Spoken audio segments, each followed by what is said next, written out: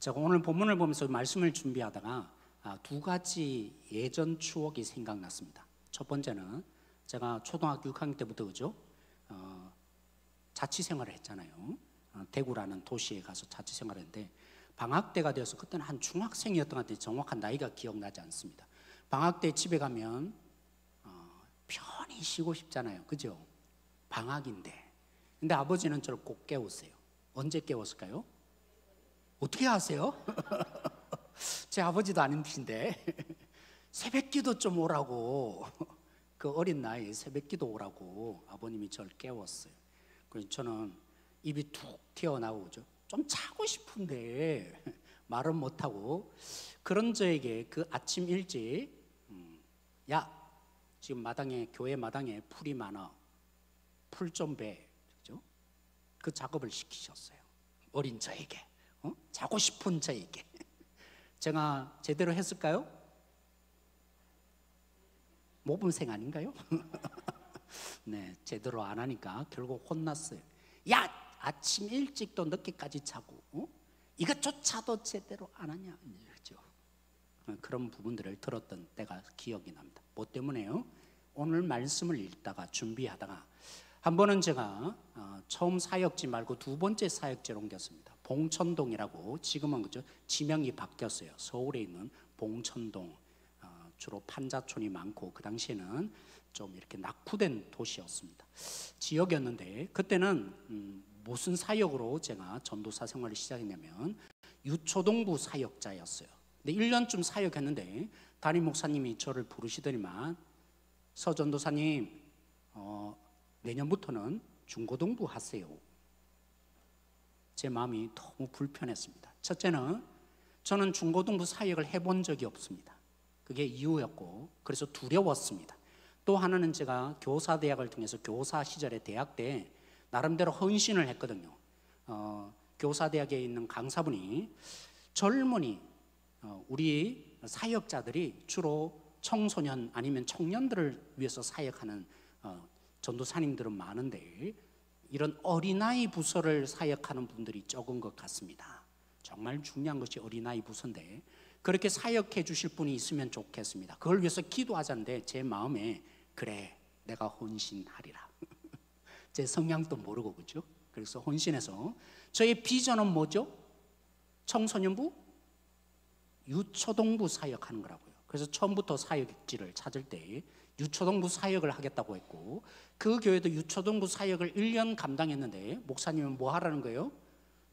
서준사님, 중등부 하세요. 중고등부 이제 감당하세요. 그러니까 제 마음에, 아니 나는 청소년 사역자가 아닌데, 나는 유초동부를 해서 헌신했는데 왜 굳이 내가, 이런 마음이 그때 있어서 결국 그 교회를 제가 어린 마음에 나오게 되었습니다. 사랑하는 성도 여러분, 오늘 본문에서 왜 제가 이 두 가지 사건이 또 올랐고, 그래서 하나님 죄송해요, 그때 제가 그렇게 한 부분들을 하나님께 회개합니다 라고 하게 되었는지, 오늘 이 본문은요 8장에 연결되어 있습니다. 8장이 무슨 사건이었습니까? 하나님, 세상에 같은 그런 왕을 주세요 하는 이스라엘 백성들에게 하나님이 왕을 주게 된 계기가 된 사건, 그죠? 사울이 사무엘에게 찾아가게 된데 어떻게 해서 찾아가게 되었는지 오늘 본문은 상세히 기록하고 있습니다. 그런 사무엘이 사울에게 기름을 비공식적으로 하게 되는 본문이 오늘 9장의 얘기입니다. 그런데 오늘 이 본문에 사울이 사무엘을 찾아가기 전에 어떤 상황이 있었는지를 보여주고 있는데, 그러기에 앞서 사울이 배경이 뭔지를 1절, 2절에 설명해 가기 시작합니다. 너무나 특이합니다. 왜냐하면 성경에 아무리 뒤져봐도 어떤 한 인물을 얘기할 때 족보 얘기를 하면 누구의 아버지, 많이 가봐야 그 윗대의 할아버지는 누구다 라는 식의 기록되어 있습니다. 성경 인물이 다 그래요. 근데 여러분, 사울의 아버지 기스는요 너무 특이합니다. 유일하게 기록하고 있어요. 어디까지 얘기합니까? 추적하고 추적해서 5대 손인 것을 기록합니다. 그의 현손이 누구이며 그래서 이러이러해서 기스다.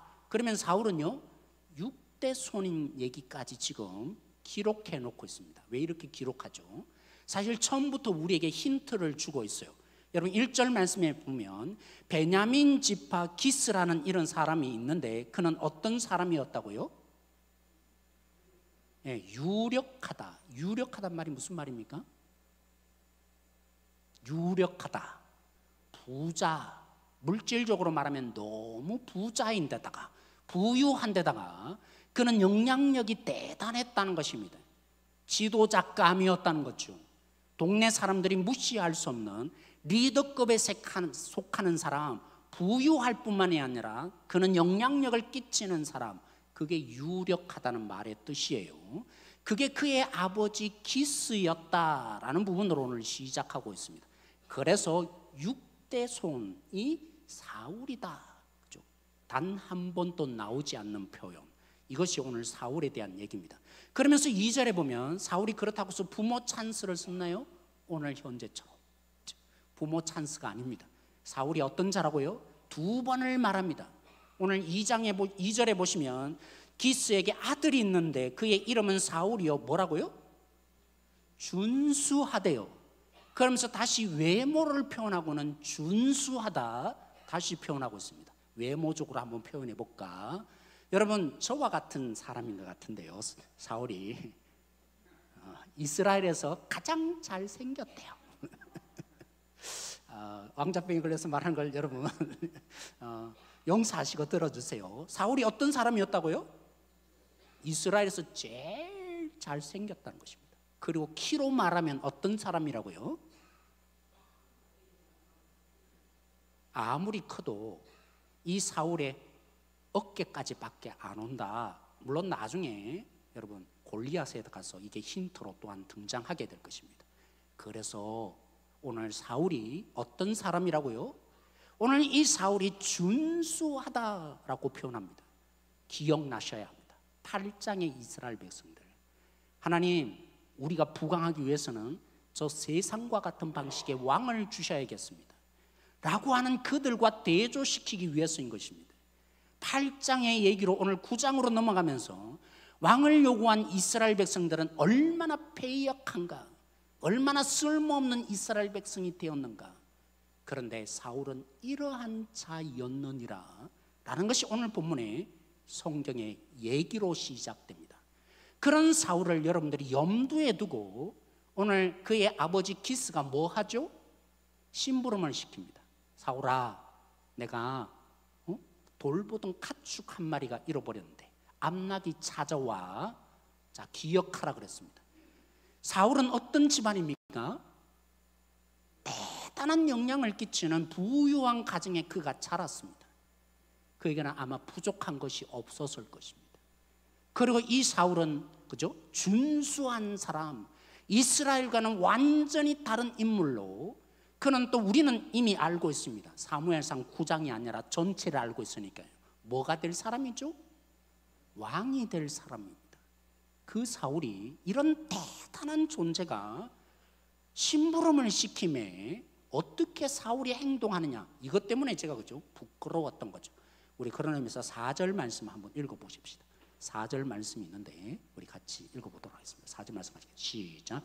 그가 에브라임 산지와 살리사 땅으로 두루 다녀보았으나 찾지 못하고 사알림 땅으로 두루 다녀보았으나 그곳에는 없었고 베냐민 사람의 땅으로 두루 다녀보았으나 찾지 못하니라. 아멘. 여러분 사울이 처음 어디로 갔다고요? 에브라임 산지. 그래서 제가 지도를 일부러 보여주고 있는데요. 이 베냐민 지파 땅과 그리고 에브라임 그죠? 지파 땅이 붙어 있습니다. 사울이 찾아와 아버지의 명령을 따라 갔는데 베냐민 지역에만 머물렀다고요. 저처럼 왜 이런 거 시켜? 한번 흉내 내본 겁니까? 오늘 어디까지 갔다고요?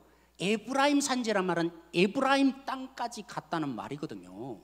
그리고 여기에 등장하는, 여기에서 찾지 못하니까 살리사에도 가고 사알림에도 갔다. 이곳들은 다 어디냐면 바로 에브라임과 베냐민이 붙어 있는 북쪽 지역을 말하고 있습니다.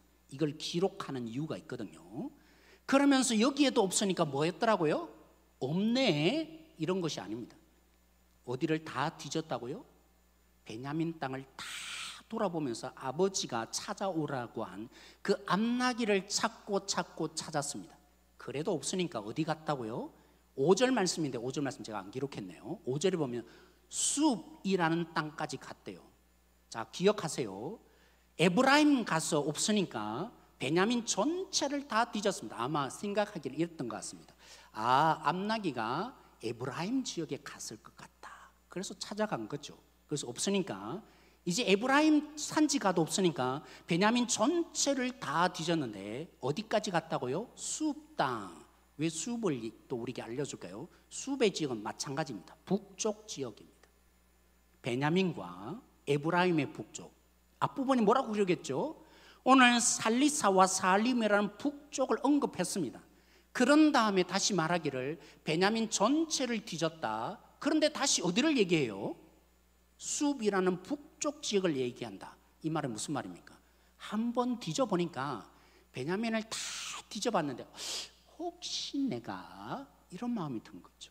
놓쳐버린 게 없을까? 그래서 최소한 2번을 베냐민을 샅샅이 뒤지고 또 뒤지는 그런 일을 사울이 감당했다는 것입니다. 뭘로요? 암나기 찾아와라는 그 아버지의 명령에 그는 사소해 보일 수도 있는데 나는 부유한 사람, 그에게는 오늘 같이 간 거죠. 종이 있습니다. 종이나 할 일이지. 이러지 않았습니다. 사랑하는 성도 여러분. 그래서 신학자들이 계산해 보니까 거리로 몇 킬로였을까요? 몇 킬로 정도 되었을까요?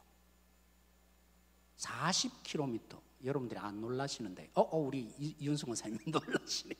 여러분들이 좀 마음에 와닿도록, 그죠? 그래서 제가 인터넷을 찾아보니까 국토대장정을 하시는 분들이 있습니다. 그죠? 1시간에 얼마 갈까요?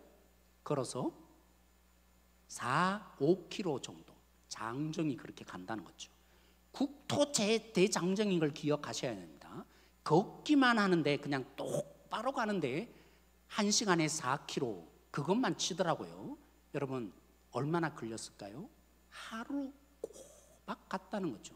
근데 생각해 보셔야 합니다. 이스라엘 땅에 그냥 직선대로로 가는 땅입니까? 지금 뭐 하고 있어요? 걷는 게 아니잖아요. 여기 뒤져보고 저기 뒤져보느라 이 땅 가고 저 땅 갔는데 그 땅 하나하나를 다 계산해 보니까 직선대로로 40km였다는 말은 최소한 제가 볼 때는 또 대낮에 12시, 2시가 되면, 그죠? 걸을 수 없어요. 이스라엘 땅은. 그런데다가 사막 지역이에요. 그죠? 그래서 최소한 며칠 걸렸을까요? 이틀 내내. 저는 1시간이 아니라 30분도, 그죠? 그 아침에 왜 내가 이거 해야 돼? 왜 풀을 이 마음을 아버지에게 품었는데 오늘 사울은, 그죠? 저와는 정반대였군요. 왜 나는 비전이 있는데, 나는 유초동부 사역자인데 왜 청소년부 감당해야 돼? 사울은 그러지 않았군요. 오늘 사울이 왕으로서의 자격이 나름대로 성품이 있음을 오늘 표현해 주고 있는데 뭐 했더라고요? 사울은 그 사소해 보이는 일상에서 그는 충성을 다하는 자가 사울이었다는 것입니다. 그래서 유진 피터슨이 쓴, 그죠? 현실에 뿌리 박은 영성, 다윗 현실에 뿌리 박은 영성이라는 책이 제가 생각이 났어요. 여러분, 다윗은 어떤 사람이었을까요? 막내입니다. 막내로서 그 가정에서 기여움 받았을까요? 아니었습니다. 어디서 나타났냐면요, 그죠? 사울을 패하고 다윗을 왕으로 세움에, 그래서 이제 아버지 집인, 그죠? 이세 집에 사무엘이 몰래 가서 잔치를 한다고 하면서 아들들에게 하나하나 세우는데 거기에 다윗이 있었습니까? 없었습니다. 막내 어디 갔냐 하니까 어디 있었다고요? 양을 치고 있습니다. 쉽게 말하면요, 가정에서 별 볼 일 없는 존재로 취급받는 자가 다윗이었다는 거죠.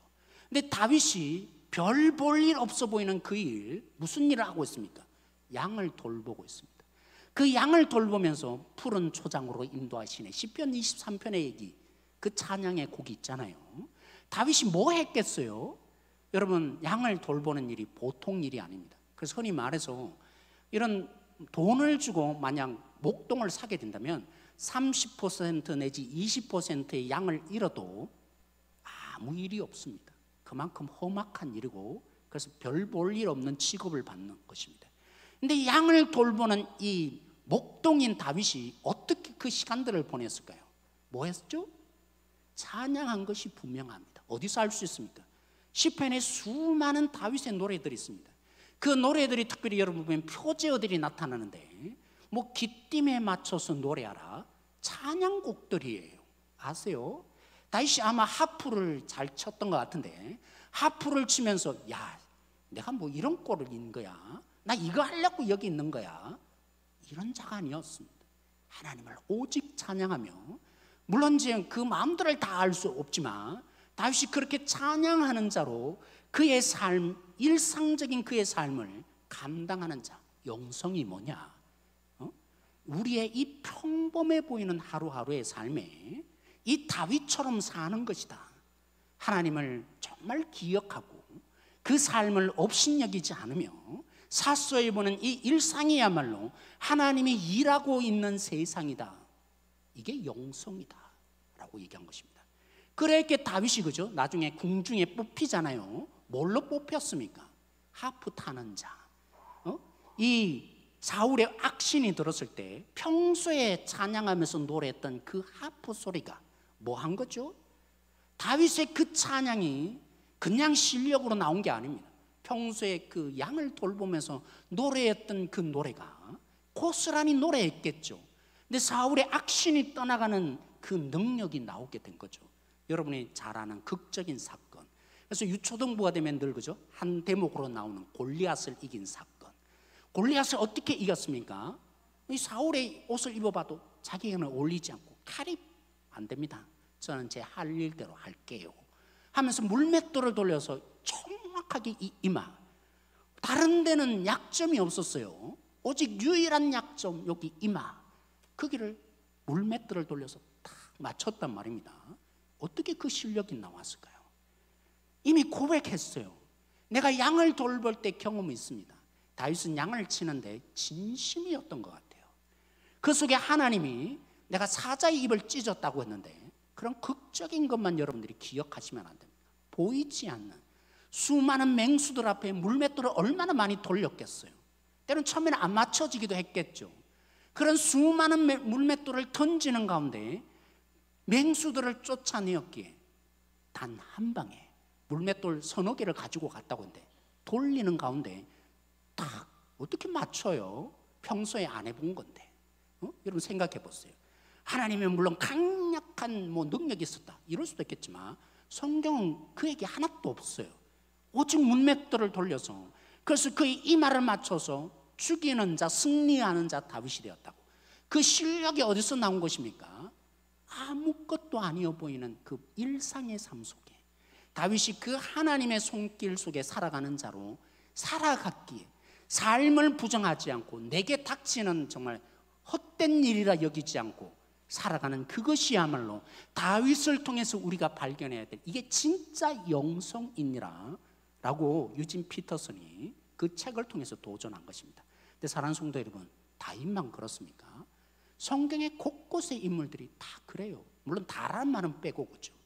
제가 오늘 다 예를 들 수 없어요. 한 가지만 제가 얘기를 들어볼게요. 여러분, 모세가 물에 건짐을 받았다는 오직 기적으로 살아났는데, 그럼 어디서 자랐습니까? 40년 내내 궁중에서 왕자로 그죠? 최고의 학문과 군사력과 지휘력을 배웠을 것입니다. 그래서 이스라엘 백성을 구원하고자 했지만 그때 하나님이 불러주셨어요? 부르지 않았어요. 진짜 부르시려면 최고의 학문을 배운 그 왕자로 불러야 될 거 아닙니까? 하나님은 그러지 않으셨어요. 40년 내내 그 광야에서 양이나 돌보면서 허드렛 일을 하는, 왜 허드렛 일을 합니까? 자기 양도 아니에요. 장인의 양을 40년 내내 돌보고 있었던 그 모세를 하나님이 불러주셨다고요. 여러분, 이스라엘 백성들의 출애굽기를 보세요. 레위기는 보이지 않지만 민수기, 신명기 이 내용들을 보세요. 얼마나 각기 제 길로 가는 양이었는지, 조금만 틀어지면 불평하고 그죠. 하나님의 은혜를 경험하고도 보이지 않으니까. 하나님 왜 우리를 이렇게 인도합니까? 보이지 않으니까. 하나님 어떻게 우리를 이렇게 굶어 죽이려고 합니까? 그런데 성경이 뭐라고 기록합니까? 물론 하나님이 근본적으로 인도하지만 모세는 전무후무한 온유한 자였다고 기록하고 있습니다. 그의 온유함이 어디서 나왔을까요? 그는 분노를 일으키는 자였습니다. 내가 저들을 구원해 보리라. 폭력을 행사하는 자였습니다. 그런 자가 어떻게 이 온유한 자로 이스라엘 백성들이, 그 양떼인 이스라엘 백성들, 틈만 나면 자기만 생각하고 원망하는 그 이스라엘 백성들을 바른 길로 인도함에 그저 온유한 자가 될 수 있었을까요? 그는 40년 동안 경험한 것입니다. 양들이 눈에 안 보이니까 여기에 좋은 곳이 있다고 해도 지 멋대로 해요. 또 내가 원하는 대로 가요. 불평불만이 많은 그 양들, 그런 양들을 돌봄에 목숨을 걸 때가 여러 번 있었을 텐데 그 속에서 배우게 된 거죠. 그의 성품이 다듬어지게 된 거 아닙니까? 사랑하는 성도 여러분, 오늘 우리의 하루의 삶, 일상의 삶, 거기야말로 높이시기도 하시고 낮추시기도 하시는 하나님의 손길이 있는 곳입니다. 여러분들이 정말 예수님을 믿고 있다면 내가 부정해야 될, 이건 별거 아니야 라고 여겨야 될 그 삶의 순간순간이 있을 수 없습니다. 왜요? 하나님은 우리의 왕으로서 우리를 다스리시고 우리에게 통치하시며 때로는 낮아지는 그 삶에도 하나님의 손길이 있음을 믿는 자는 사소하게 여겨질 수 없다는 것입니다. 요즘 그저 SNS에 보면 조금 제가 얘기를 듣고 우려를 하고 고민을 하고 있는데요. 저도 인스타를 한 지 조금 됐어요. 이렇게 표현하더라고요. 맛있는 음식들, 그죠? 주로 맛있는 곳에 가서 이거 먹었어, 이런 자랑들. 그리고 이제 이런 호텔 가고, 그죠? 이런 여행지 갔어. 그러면서 행복해하는 모습을, 그죠? 보여주며 자랑을 많이 합니다. 극단적인 예까지 들었는데, 아니 여행 갔으면 여행을 해야 되는데 호텔 방에 뭐 하고 있죠? 이렇게 멋있는 곳에 내가 있어. 그거 찍는 게 다라는 거예요. 요즘 젊은이들 중에는 여행 간대. 잠깐만 기다리세요. 맛있는 음식 있어요. 그죠? 찍고. 그러다 보면 여행도 제대로 못 해요. 그런 상황들 속에 제가 왜 우려를 느끼냐면 젊은이들이, 청소년들이 사진 너머의 세계를 해석할 능력이 없어요. 문제는 어디 있습니까? 그래서 저는 한번 그 생각을 했는데 저에게 청소년들이 저에게 팔로가 있는데 끊어볼까? 실력이 없으니까 이 생각인데 그 바꿔야죠. 그건 너무 소심한 거고 더 좋은 거 올리면 되잖아요. 하나님을 보여주는 거 올리면 되는데 무슨 얘기냐면 사진 너머의 세계, 사진 너머의 세계가 뭡니까? 진짜 다 행복합니까? 여행 갔는데 그것만 있는 현실입니까? 수많은 인생의 눈물이 있잖아요. 오늘도 장로님 기도한 것처럼 우리 인생에 찾아오는 고난과 눈물과 아픔이 있는데 우리 뭐만 보여줘요? 그리고 심지어 교회도 그죠? 잘못된 건 하나도 얘기 안 해요. 왜요? 늘 성공하고 잘되고 좋았던 것만 얘기해야 받아주니까, 좀 존중해 주니까 이런 부분들이 있는 것 같아요. 사랑하는 성도 여러분, 인생은요 눈물 속에 빚어져요. 고난 없는 인생은 없고 그 고난을 통해서 사실은 주님의 사람으로 빚어지는 삶이 많이 있어요. 그래서 우려를 해요. 요즘 젊은 부부들이, 그죠? 내가 인생에 많은 고난을 당했기 때문에 우리 자녀들은 뭐 하고 싶지 않아요. 고난 안 겪게 하려고 이미 다 처리를 해줘요. 그러면요 진짜의 삶을 살 수 있을까요? 언젠가는 부모를 떠나야 될 때가 있는데 그때 어떡할 거예요? 다 막아줘요, 그죠? 손주도 봐주고 뭐 하면서 다 챙겨줘요. 그런 자녀들이 인생을 제대로 살 수 있을까요? 하나님의 나라는 더더욱 십자가 없는 영광은 없다고 그랬습니다. 십자가의 고난 없이 영광을 얻는 법은 하나님이 우리에게 허락하신 적이 없습니다. 그런데 이 젊은 세대가, 청소년들이 다 꿈꿔요. 뭐만요? 고난은 제거하고 오직 즐거움, 더 나은 세상, 더 나은 편리함, 그 세상을 꿈꾸다 보니까 현실을 부정해요. 이거 내 거 아니야. 이거 하찮은 거야. 이건 없어져야 되는 거야. 심지어 우리 그죠? 아내들도 그렇잖아요. 와, 어느 집안은 보니까 남편이 뭐라고 돼요? 생일상도 차려주고 그런 사진이 탁 올라오는 순간에 무슨 마음이 들어요? 내 남편은 나는 평생 이렇게 밥하고 있는데, 그런 마음이 들잖아요. 그래서 부정하고 싶어요. 내 남편이 마음에 안 들어요. 그런 마음들을 우리에게 불러일으키는 이 일들, 내 사랑하는 성도 여러분, 사무엘서를 통해서 내내 하나님이 전하는 메시지가 있습니다. 하나님이 우리의 삶에 역사하신다. 우리 속에 높이시기도 하시고 낮추시기도 하시는 하나님이다. 그 하나님을 눈뜨고 보면 모든 삶이 되살아나요. 의미 없는 삶이 없고, 심지어는 내가 그죠? 잘못된 선택을 해서 그래서 당하는 일도 저는 어떤 때는 도움이 되더라고요. 이러지 말아야지. 날 교훈하고 주님의 사람으로 빚어가는데, 뭐까지도요? 내가 잘못 선택한 것조차도 하나님의 교훈을 얻고 의미가 되어주며 나를 주님 앞에 세우게 되는 그런 일들이 일어났더라고요. 그래서 오늘 하루는요, 사무엘 오늘 그죠? 사울을 통해서 우리 깨달아야 돼요. 하나님이 주신 선물입니다. 믿으세요? 높이시기도 하시고 낮추시는 하나님을 올려다보는 자는 오늘 우리 하나님 앞에서 살아가는 이 삶이 사소한 거야, 별거 아닌 거야, 이건 사라져야 돼, 그렇게 여길 수 없습니다. 하나님이 우리에게 주시는 선물입니다. 그래서 이런 영어 표현 있잖아요. 선물이 뭐죠? 프레젠트, 그죠? 그 프레젠트라는 선물의 세 번째 이제 의미가 현재라는 뜻이 있어요. 이렇게 표현해요. Present is present. 오늘이 선물입니다. 누가요? 하나님이 인정되는 사람, 하나님의 눈으로 세상을 볼 수 있는 사람에게는 사소한 게 없어요. 없어져야 될 것이 없어요. 이건 부정해야 될 일들이 없다고 말입니다.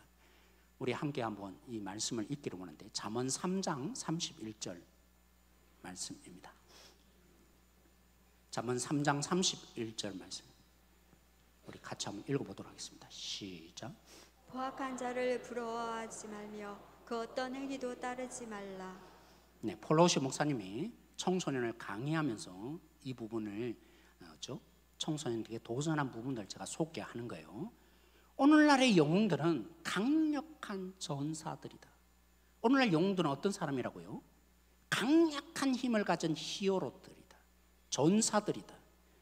우리의 영원한 미디어나 소설이나 이 매체들이 보여주는 것은 힘으로 문제를 해결하는 자, 그들에게 박수를 보내고 있다. 다시 말씀드릴게요. 오늘날 보여주고 있는 모든 문화는 누구를 환영한다고요? 힘으로 문제를 해결하고 폭력으로 해결하는 자에게 우와, 대단한 영웅이네, 그게 열광한다는 것입니다. 이런 세상을 살아가는 여러분들에게 제가 잠언 3장 31절 말씀을 달리 표현하겠습니다 라고 했습니다. 여러분, 그러면서 이렇게 얘기했어요. 이 세상이 칭송하는 자를 부러워하지 마세요. 와, 대단한 영웅이시네요, 대단한 능력이시네요, 이런 자를 부러워하지 말라는 것입니다. 돈을 많이 벌고 재능이 있는 사람이 있을 것입니다. 그들이 명승을 얻고 사람들이 박수를 보낼 수 있을 것입니다. 그러나 그보다도 더 중요한 그리스도인의 삶의 가장 중요한 것은, 그래 나도 돈 많이 벌어서 와 부자시네요, 그죠? 부러워하는 사람, 그 일보다도 더 중요한 그리스도인 일은 예수님을 닮아가는 것입니다. 믿으세요? 그리스도인에게 가장 중요한 일, 여러분 저 인정합니다. 때로는 유명해지고, 그죠? 프로야구 선수 몇 천억 받고, 손흥민 같은 선수, 그러면 얼마나 좋겠어요. 그러나 그리스도인들에게 가장 중요한 것은 거기에 있지 않습니다. 그리스도인의 가장 중요한 것은 예수님을 닮아가는 것입니다. 이것이 신앙생활하면서 깨달아져 가게 될 것입니다. 하나님이 우리의 일상의 이 삶에, 그래서 여러분을 놓치지 않고, 이거야 주님 닮아가는 것만큼 중요한 것이 없는 거야, 깨달을 때까지 여러분을 놓치지 않는 역사가 있게 될 것입니다. 그런데 사랑하는 성도 여러분, 주님을 닮아가는 건요, 어느 날 갑자기 되는 게 아닙니다. 바울처럼 우와 내가 빛을 봤어, 그럼 얼마나 좋겠어요. 주님을 닮아가는 것은요, 내가 부정했던 그 사소한 삶, 내가 평범해 보이는 그 일상의 하루하루 속에 하나님의 뜻이 무엇인지를 고민하고 그 뜻을 따라서 결정해 갈 때, 물론 넘어질 수도 있을 거예요. 완벽하지 않으니까. 때로는 쓰러질 수도 있어요. 괜찮아요. 여러분들이 그 일상에 살면서 하나님의 뜻에 그 사소해 보이는 이 한순간 한순간마다 선택의 순간이 놓일 때, 그래, 이 사소한 것 속에 하나님을 부정하지 말아야지. 하나님이 계시는데 하나님의 뜻이 뭐지? 고민하며 갈등하는 그 속에 나도 모르는 사이에 주님의 사람으로 빚어가는 거예요. 제가 그런 우리 교회 와서 많은 얘기를 들었어요. 그죠? 목사님, 사람은 안 바뀌어요. 성격이 어디 변하든가요? 왜 그럴까요? 왜 우리는 안 바뀐다고 이해되었을까요? 그리고 왜 안 바뀌는 것입니까? 다른 거 아니에요. 우리는 한 방을 원하는 것 같아요. 예수님 믿고 갑자기 뭔가 주님 불이 내려지고, 근데요, 그게 하나님이 사랑하시는 거예요? 아니에요. 하나님은 수많은 우리에게 선택의 기회, 그래서 내가 스스로 선택하며 고민하며 갈등하는 가운데, 그래야 어른이 돼야 다음에도 제대로 선택할 수 있는 주님을 사랑하는 사람으로 하나님이 역사하고 계세요. 사랑하는 성도 여러분, 우리의 일상은 하나님이 역사하시는, 때로는 여러분을 높이시기도 하시고 여러분을 낮추시기도 하시고 때로는 생명을 누리기도 하지만 죽음에 처하기도 할 것입니다. 그거 부정하지 마세요. 하나님이 우리 속에 역사하고 있는 선물의 시간, 여러분들이 진짜 하나님을 영접하고 그 하나님의 다스림 속에 눈이 떠여지기만 한다면 선물이 될 것입니다. 하나님의 사람으로 빚어가는 놀라운 일들이 여러분 속에 빚어져서 주님으로 저 바뀌었어요. 그런 능력자가 될 것입니다. 제가 청년부 사역할 때 한 분 강사분을 여러분 수련회 때 모셨던 분이 생각이 났어요. 송창, 뒤에는 제가 얘기하지 않을게요. 또 그분의 또 나타나면 그러니까, 이분이 그죠? 경산에 있는 교회에서 아주 큰 대형 교회였어요. 분명히 청년부 목사님으로 부르심을 갔어요. 근데 어느 날 갑자기 목사님이 이제부터 청년들도 제가 다 설교할 겁니다, 이렇게 된 거예요. 담임 목사로 인해서 변화되어야 됩니다. 그래서 설교도 못하고 방송실에 가서 뭐 했냐면, 목사님이 나 이런 찬양할 테니까 복사해와. 그럼 찬양곡 짜집기 해서 복사하고, 그죠? 그러면서 늘 PPT 넘기고. 그래서 앉아서 이런 생각이 들었대요. 내가 이러려고 여기 왔나? 나 이러려고 사역한 거 아닌데.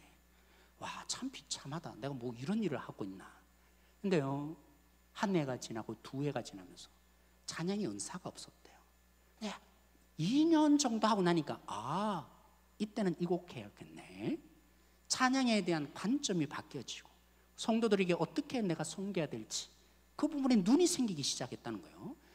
흔히 말하는 한때 세일 목회가 한국을 뒤엎을 때가 있어요. 그게 선두주자였고, 그래서 우리 성도들에게, 목회자들에게 훈련하는데 너무나 도움이 되었다 얘기합니다. 그러면서 청년들에게 도전하는 거예요. 여러분들의 그 일상의 삶, 때로는 부정하고 싶고 아무것도 아닌 것 같죠? 하나님 믿으세요. 하나님이 여러분 속에 그냥 내버려 두고 계시지 않아요. 여러분이 부정하는 그 일상의 삶에 하나님이 역사하시고 개입하고 있음이 믿어졌어. 별거 아니고 아무것도 아닌 것 속에 정말 하나님의 다스림을 받을 때 여러분들이 정말 리더가 될 겁니다. 하나님의 복, 왜 리더입니까? 우리는 주님과 더불어 이 세상을 통치해야 될 사람인데, 저는 알아요. 작은 것 속에 하나님께 충성하지 못하는데, 작은 것 속에 타협하고, 그죠? 돈 좀 더 벌려고 하고 하나님의 뜻이 아는데도 그렇고 하라면, 만약에 2천만 원, 3천만 원, 1억을 벌 때 어떻게 할 거예요? 작은 것 속에서도 하나님의 다스림을 받지 못하는데 10억, 100억을 다룰 때 감당할 수 있겠어요? 수많은 유혹이 들어와요. 작은 것 속에 하나님의 충성하는 자가 하나님의 다스림을 제대로 받아야 하나님의 맡기시는 리더가 되어질 때, 근데 그러지 못하면요, 리더가 되면 모든 사람을 불행하게 만들어요. 내 뜻대로 할 거거든요. 내 마음대로 할 거거든요. 내 마음에 맞는 자만 찾을 거거든요. 그리고 거기에 순종하는 자만 원하는 그런 리더가 될 거거든요. 하나님의 뜻의 그 일상의 삶 속에 내 작은 속에 주님을 닮아가며 주님의 손길이 보여지고 해석되어야 진짜 주님에 맡겨지는 일들, 일상의 삶도 제가 잘못 말했네요. 일상의 삶이 하나님이 우리 속에 맡겨주는 삶입니다. 여러분들이 하루하루 살아가는 이 삶, 내가 살아가는 이 하루의 하루의 삶이 주님을 선택할 건지 말 것인지가 수없이 부닥쳐지고 여기 속에 다음에 하지, 다음에 더 큰 거 하지, 천만의 말씀요. 지금 못하면요 다음에 못합니다. 절대로 못합니다. 할 수가 없어요. 이 작은 것 속에 내가 주님을 바라보지 못하는데 어떻게 더 큰 걸 바라볼 수 있겠어요? 형편이 나아지면 하겠다고요? 천만에요. 형편이 나아지면요 탐심에 빠져요. 탐심에 빠져서 더 원하는 자 될 것입니다. 한 청년 리더가 이런 고백을 한 거 제가 마지막으로 얘기하고 싶어요. 20년 전이었는데 그때는 산후 우울증이 어디 있어요. 그 청년이 이렇게 얘기했어요. 목사님, 이제 제가 자녀를 낳고 아이를 길러보는 가운데 너무 힘들어요. 내 시간이 없어요. 밤잠도 설치고 우유 먹이느라고 제대로 잠도 못 자고 늘 떼쓰고 울죠. 그 자매에게는 시간이 중요했어요. 내 시간, 나를 돌아볼 시간, 나만을 위한 시간, 나만의 공간. 근데 자녀를 돌보다 보니까 육아하다 보니까 내 시간이 없는 거예요. 그런데 2년 지나도 달라질까? 안 달라질 것 같아요. 절망감을 느꼈죠. 나 뭐하냐? 어떻게 사는 거냐? 이 마음이 있어서 너무 우울하다는 거예요. 그래서 조금 이제 이해됐대요. 우리 그죠? 육아하고 계시는 청장년들이 계시는데 정말 심심한 위로를 피합니다. 얼마나 힘드세요. 특별히 우리 남편들이 더 힘드시잖아요, 그죠? 요즘은 남편들이 육아하고 뭐 집에 와서도 빨래하고 설거지하고 다 해요. 우리 남편들이 얼마나 심심한 위로가 필요한지 모르겠어. 그런데 사랑하는 성도 여러분, 그 자매가 한 가지 놓친 부분이 있어요. 여러분, 주기만 하는 것입니까? 정말 내 시간이 다 사라지는 것입니까? 내 몸만 희생되며 나는 없는 자리가 되는 것입니까? 여러분들이 많이 도전받았던 기도할 때마다 등장하는 그죠? 모니카 여사, 탕자, 얼마나 방탕한 삶을 살았던 그 어거스틴을 위해서 평생 동안 기도했댔잖아요. 그렇게 기도에 헌신한 그 모니카 때문에 많은 영향, 방탕한 자로 살았다면 내 시간인 거지, 몰라, 네가 알아서 커. 그랬다면 어거스틴이 나올 수 있었겠어요? 그 어거스틴이 오늘날 수많은 신학적인 토대를 쌓고 교회에 영향을 끼쳤단 말입니다. 내가 이 땅 가운데 큰 영향을 끼치리라, 이 함정을 아셔야 해요. 지난 토요일 묵상 말씀, 그래서 답변을 드리고 싶어요. 거기에 있는 말씀인데, 그죠? 에베소 교회에 바울이 난 이제 너희 만나지 못하는데 하면서 몇 가지 유언을, 여러분 영상 보셨죠? 그게 마지막 유언의 말씀이 있습니다. 기억했으면 좋겠다. 우리 사도행전 20장 35절 말씀 우리 함께 보도록 하겠습니다.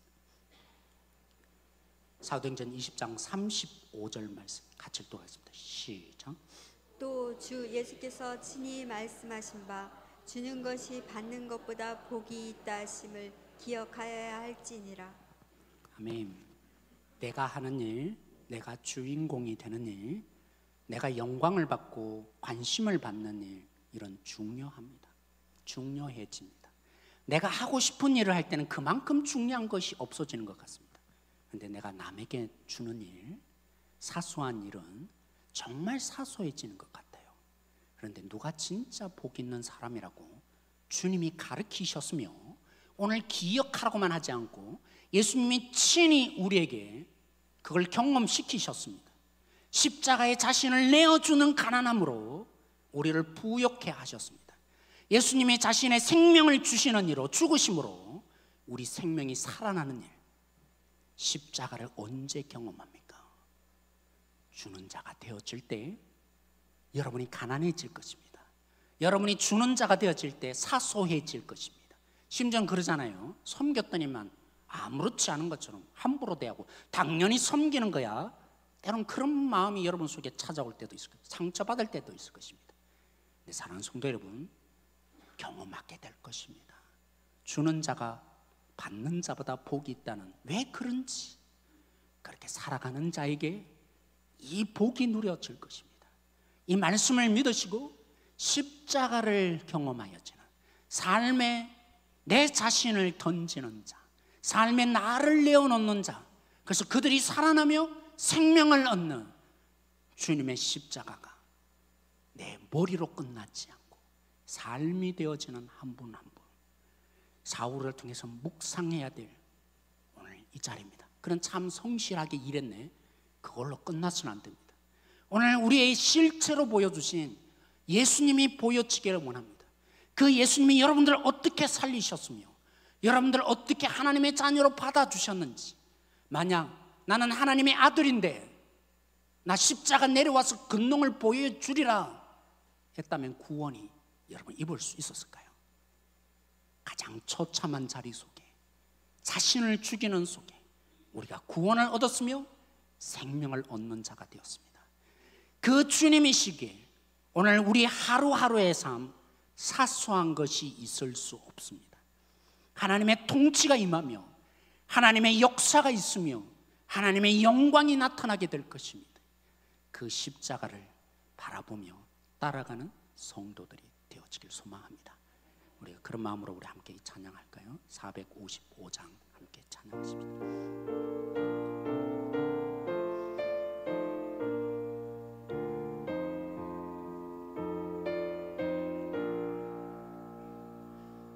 주님의 마음을 본받는 자, 그 맘에 평강이 찾아옴을, 험악한 세상을 이길 힘이 하늘로부터 임함이로다.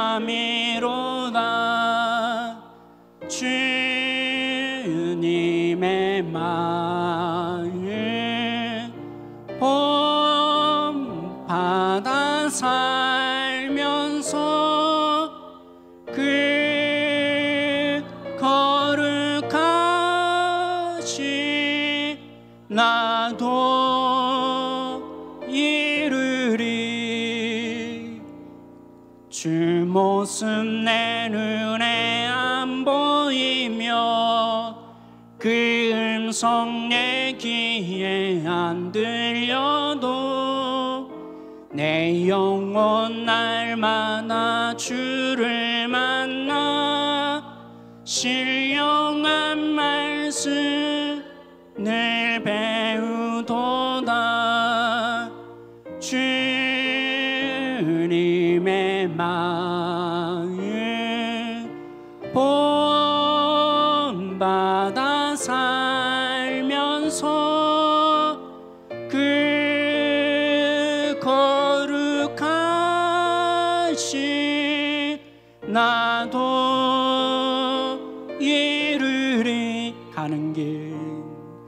가는 길 거칠고 험하여도 내 맘에 불평이 없어짐을, 십자가 고난을 이겨내신 주님의 마음 본받음이라. 주님의 마음 본받아 살면서 그 거룩하신 나도 이르리. 주 예수 세상에 다시 오시 그날의 무성도 변화하여 주님의 빛나는 그 영상을 다 함께 보며 주 찬양하리 주님의 마음에 본받아 살면서 그 거룩하신 나도 이루리. 오늘 말씀으로 우리 각자에게 주시는 메시지가 있다면 그걸 위해서 기도하십시다. 또 한 가지 부탁드리고 싶습니다. 오늘날 우리 청소년들이, 청년들이 자신들의 일상의 삶을 부정하고 삽니다. 너무 우울하다고, 이건 내 삶이 아니라고 그들이 외치고 있습니다. 하나님께서 긍휼히 여기셔서 그들에게 찾아오시고 하나님을 훈련하며 하나님을 배우며, 그래서 이 땅에 진정한 리더로 설 수 있는 우리 청년들이 되고 청소년들이 되게 해달라고 우리가 주여 한번 이 시간 부르짖고 기도함으로 나가십시다.